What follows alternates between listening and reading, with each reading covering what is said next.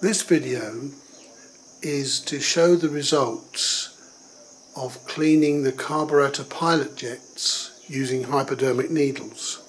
I'm going to start with the choke and almost immediately back that off and show that the bike revs freely now. I'm on choke, turn on ignition, turn off the indicators.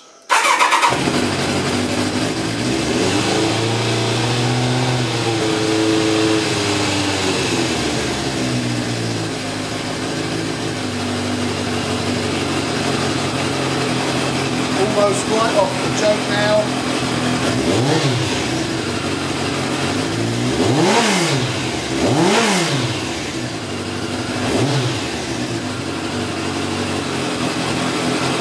And no choke.